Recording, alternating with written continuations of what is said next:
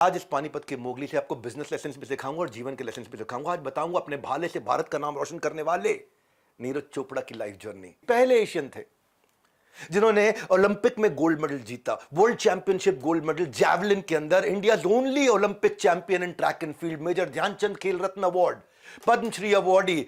और जब इनका इंटरव्यू हुआ पिछली दफा 4 साल पहले, हिंदी में बात करने लगे। लोगों ने पूछा अंग्रेजी नहीं आती है आपको? बोले आती है, लेकिन जिनकी वजह से यहां पहुंचा हूं ना, अगर उनको मेरी जीत की खुशी समझ में नहीं आई तो क्या फायदा ऐसी जीत का। I would like to ask you a question that at times you would get frustrated because of that there's भाई a हेलो, level. हिंदी आती है आपको? अच्छा जी सर. हिंदी में पूछ लो यार। इतने देसी आदमी हैं, अपने आसपास के लोगों को इतना प्यार करते हैं। मुझे बस एक भाषा आती है, अपनों की भाषा। शुरुआत करते हैं 24 दिसंबर 1997 पानीपत के हरियाणा में खांडरा गांव में। एक जॉइंट फैमिली में इनका जन्म हुआ। 10 भाई बहनों में नीरज सबसे बड़े। बचपन से इनको ना, क्योंकि सबसे बड़े थे, तो शुरुआत का खूब दूध घी मलाई इन्हीं को खिलाया गया, क्योंकि शुरुआत इन्हीं से हुई थी। बाकी बच्चे पीछे आ रहे थे। नतीजा ये हुआ कि 11 साल की उम्र में आते आते 80 किलो के हो गए। फूल गए थोड़ा, और इतना फूल गए कि खेलने जाते तो 11 साल की उम्र में 80 किलो बहुत ज्यादा होता है। बच्चे सारे जो इनको कभी बोले, बुरा नहीं मानिएगा, मोटा, हाथी, गैंडा और क्या क्या बोल के इनको चिढ़ाते, देखो उनके साथ खेलता नहीं था। तो 11 साल की उम्र में ये डिप्रेशन में चले गए, और डिप्रेशन से बाहर निकालने के लिए इनके चाचा बड़े प्यारे थे। इनको क्रिकेट फुटबॉल खिलाने के लिए पानीपत के स्टेडियम ले गए। चाचा को था मैं इसको ना खेल कूद से बाहर निकालूंगा डिप्रेशन से। उन्होंने सोचा थोड़ा भागेगा, वजन भी कम हो जाएगा। अब वहां कुछ बच्चों को उन्होंने जेवलिन थ्रो करते देखा। चाचा को कहा कि भाई मैं भी यही खेलना चाहता हूं। पहली नजर में मन को भाला भा गया। चाचा ने मना कर दिया। अच्छा, इनका एक कारण था। इनका कारण था, चाचा सोच रहे थे कि जेवलिन थ्रो में भाई भागने वागने का चक्कर नहीं है, स्कोप कम है तो उसका वजन कम नहीं होगा। और चाचा को खेल की जानकारी नहीं थी, उनको भाला फेंकने का गेम ही समझ में नहीं आया। और डिप्रेशन से परेशान नीरज जानते थे कि ये वो गेम है जो अकेले खेला जा सकता है। कोई मुझे मोटा गैंडा नहीं बोलेगा, कोई मुझे छेड़ेगा, तंग करेगा नहीं, क्योंकि फुटबॉल क्रिकेट में सबके साथ खेलना है। नीरज अड़ गए, बोले खेलूंगा तो यही खेलूंगा, अब तो केवल भाला फेंकूंगा। चाचा ने हार मान ली। बोले जेवलिन थ्रो के कोच को बोला नीरज को खेलने दो, कोई बात नहीं, खेलने दो उसको, अब इसको फेंकने दो भाला।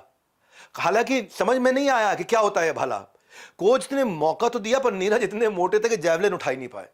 कोच ने कहा 6 महीने बाद आना बेटा, थोड़ा वजन कम करके आओ, 80 को 40 करके लाओ, उसके बाद भाला उठाना।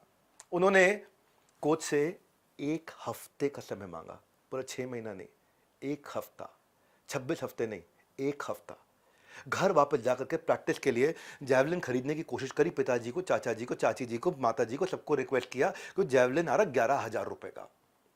अब डंडा 11,000 रुपए किसी को समझ में ना आया। चाचा ने सोचा 2-4 दिन में भूत उतर जाएगा, उसके बाद ये भाला बेकार हो जाएगा। नीरज जब उन्होंने मना कर दिया, भाई ठीक है, घर से ठीक थे, पर फिर भी 11,000 रुपए भाले के लिए है जी, क्या करेंगे?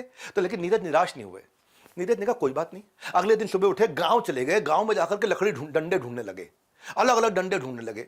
उसमें एक डंडा मिला उनको, उसके आगे खुरपी लगा दी, भारी डंडा, बढ़िया खुरपी। उठा के जेवलिन का जुगाड़ तैयार किया और फेंकना शुरू किया। रात दिन प्रैक्टिस, रात दिन प्रैक्टिस, रात दिन प्रैक्टिस, रात दिन प्रैक्टिस। 1 हफ्ते के बाद स्टेडियम पहुंच गए। बोले कोच साहब एक मौका दे दो बस। कोच साहब ने कहा पकड़ो। तो इन्होंने जब भाला फेंका तो वहां जितने बढ़िया से बढ़िया फेंकने वाले थे उन सबको पार कर गए हैं। 26 हफ्ते नहीं, 1 हफ्ता। और कैसे? गांव की लकड़ी पे डंडे पे खुरपी जोड़ के। ये देख के कोच बहुत खुश हुए, हैरान भी हो गए। उन्होंने एडमिशन दे दिया। उन्होंने कहा तू आ जा भाई, आ जा। अब नीरज का एडमिशन हो गया। इतना अच्छा खेलने लगे कि कोच ने बोला कि अब तुम अपना भाला खरीदो। मालूम चला भाला 12,000 रुपए का आ रहा है। जो भाला स्टेडियम लेवल का है 12,000 रुपए का है। घर की हालत ठीक थी, लेकिन फिर मैं वही बता रहा हूं, इतनी ठीक नहीं थी कि 10 बच्चों में 1 बच्चे पे इतना पैसा खर्च कर दे। तो माता पिता के लिए कठिन फैसला था कि महंगा भाला दिलाएं या नहीं दिलाएं।